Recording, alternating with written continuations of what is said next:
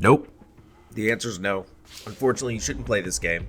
I wanted to just go ahead and get that out there in case anyone who clicked on the video wanted to just hear the answer and hop off.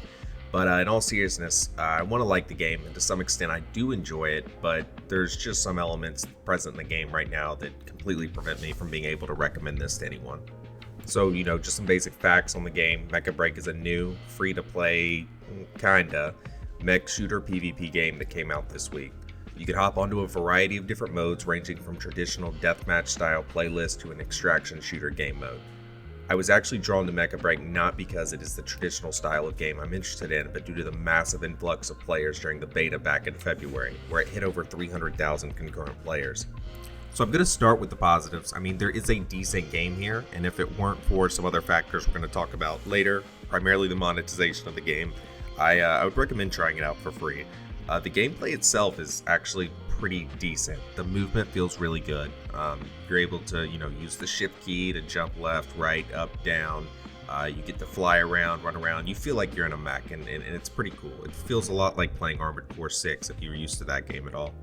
The switching between and utilization of different weapons also felt really smooth while I was playing. Each mech comes with a predetermined starting loadout, which is their primary and secondary weapons, as well as the items they use on their 2 and 3 key. Throughout the game, specifically the extraction shooter mode, which I spent most of my time on, you can pick up secondary weapons that you can switch between with the Q key. These secondary weapons can range from rocket launchers to Gatling guns to all kinds of different things that are completely different from what the class of mech you're using is utilizing with its primary loadout. That was a lot of fun, and it actually felt good to switch between the two. It's quick, it's snappy, and you're ready to go pretty much immediately once you decide to switch weapons. The third positive in the game, is something I actually had a lot of fun with, was the extraction game mode itself, which I mentioned earlier I spent most of my playtime playing. It's a pretty traditional format as far as you drop into a map. There's objectives scattered around the map full of AI enemies. You go to those objectives, destroy the enemies, complete the objectives, get loot, and try and get out while other teams of other players are trying to stop you from doing so. Where Mecha Break kind of separates itself from the competition as far as the extraction mode is it's innovated a little bit on the way to get items out of the map. You have this system of airdrops you can call down that do different things. So for example, one of the airdrops lets you send loot away earlier so you can get stuff out without actually extracting. So if you find something really valuable or really rare you don't want to risk losing later on, you can call down this airdrop and send it out. Another interesting mechanic is those airdrops are actually how you bring in your loadouts or items you found from previous runs into a match. So unlike a game, say like Escape from Tarkov, where if you find a M4, you can just equip it and you go into the next game with it, on Mecha Break you can't actually use the weapons you pull out immediately. You have to put them in weapon airdrops, which you can call down once you start the match. You can equip each weapon airdrop, which are one-time use items, but you can buy more with a specific, set of weapons. And then whenever you want to call down that set of weapons, you go to your little call down wheel and you bring the weapons in. The variety of weapons and items you can find on the map actually feels meaningful in my playtime so far.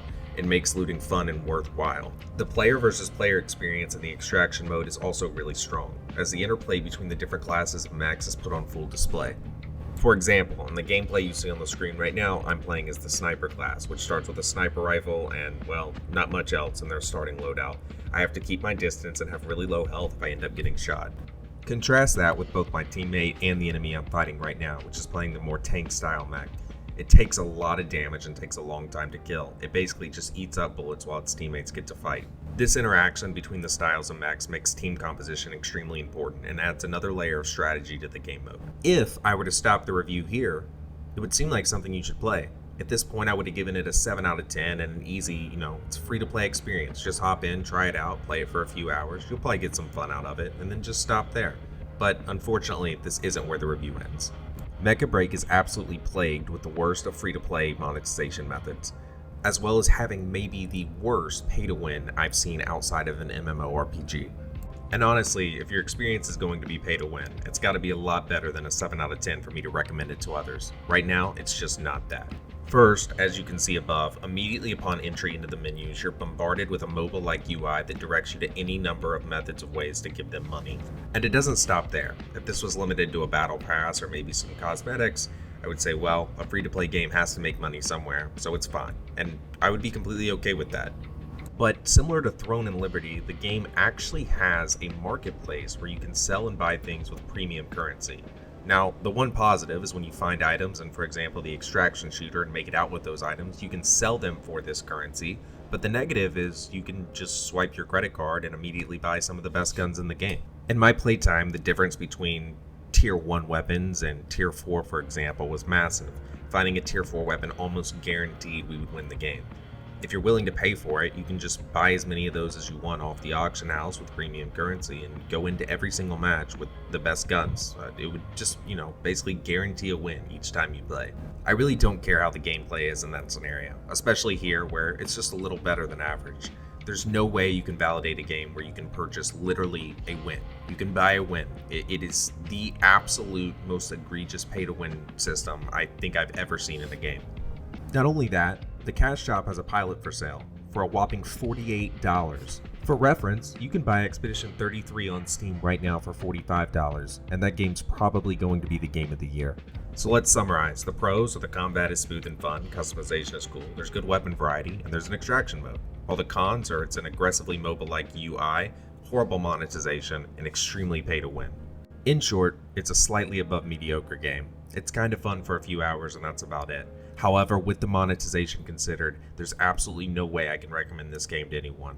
The only way to remove this style of monetization from gaming is to not play the games. So with that being said, my final score is 5.5 out of 10. Don't play. If you made it this far and liked the review, please like and subscribe. There'll be more where this came from. That being said, see you later.